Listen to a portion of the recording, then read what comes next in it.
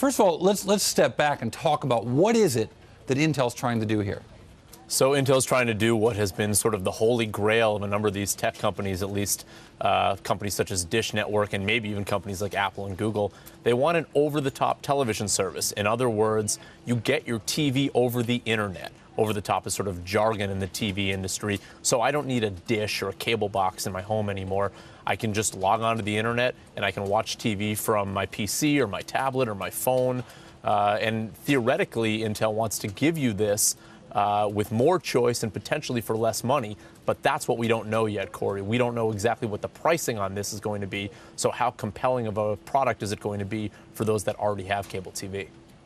It seems, the technology is certainly there. The customer demand is probably there, but the way the cable business works is all about the packages, the way that the cable operators are forced to take a channel they don't want to get the other channel that they do want from the likes of Time Warner. Is that the biggest obstacle here? Does it remain the biggest obstacle?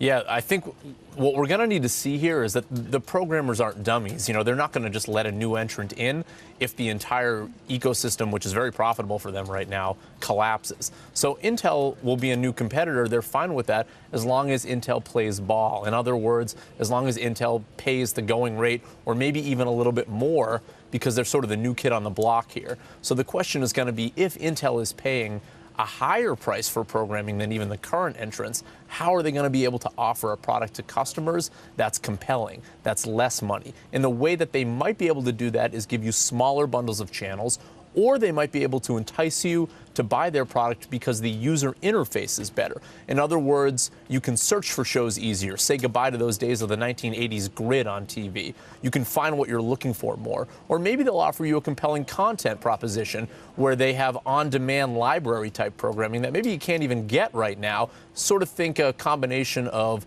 what you know of Netflix and cable, but in a smaller bundle.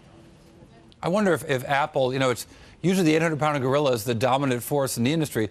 Apple is barely in the TV industry, but I wonder if that is the big weight in the room here, and that Intel has an advantage because they haven't done content deals in the past. Apple has. The music industry has came to regret that. Well, right. I mean, Intel's going to be the new kid on the block here, and they're the first mover in this case. But your question is a good one. Everyone, I think, is sort of waiting for what Apple's move is. And they can go in a number of different directions, and we still don't know. They could make a TV, sort of a larger iPad that goes up on your wall, or they could really get into the TV business where they start cutting these content deals, which is what we're hearing, which is exactly what Intel is doing. That costs a lot of money. Is there a model for this anywhere? Is HBO Go the model of over the top, or is there something else?